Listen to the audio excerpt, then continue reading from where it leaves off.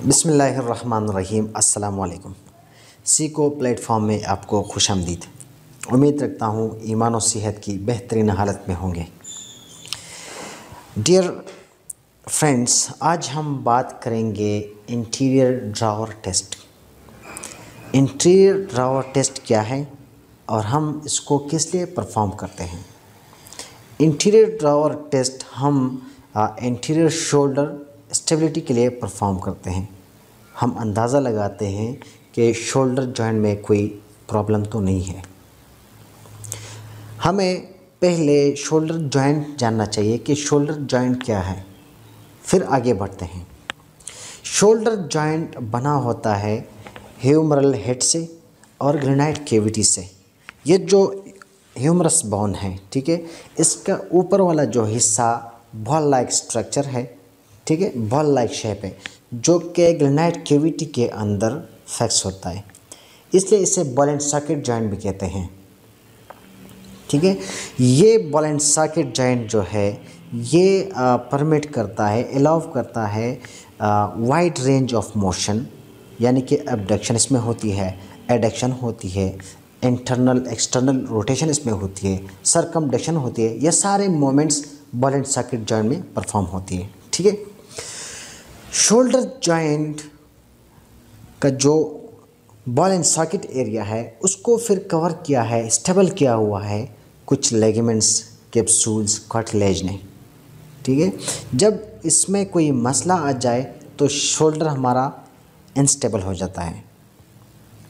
अब देखते हैं कि what is shoulder instability.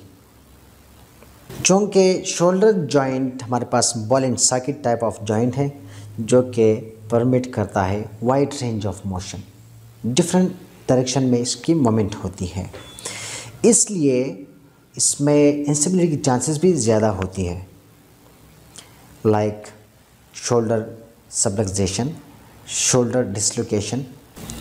Shoulder subluxation यानी कि ये जो ह्यूमरल हेड है, ये जो बॉल है, ठीक है, ह्यूमरस का जो बॉल है, ह्यूमरल हेड, ये अपने सॉकेट से क्या हो, थोड़ा सा पार्शली इन या आउट मूव करें, इसको कहते हैं शोल्डर सबलक्सेशन।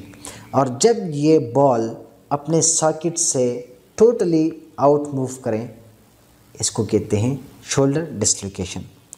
शोल्डर डिसलोकेशन और शोल्डर सबलक्सेशन के साथ साथ कभी कभार लेब्रम पैथोलॉजी भी हो सकती है। ये जो ग्रेनाइट कैविटी के इर्द गिर्द जो लेब्रम है, ठीक है, इसमें कभी कभार टेयर आ सकती है, लेब्रल पैथोलॉजी आ सकती है, ठीक है, जिसकी वजह से शोल्डर इंस्टेबिलिटी आ सकती है। इसके अलावा कुछ केसेस बाय बर्थ होते हैं जिसे जेनेटिक कंडीशन कहते हैं।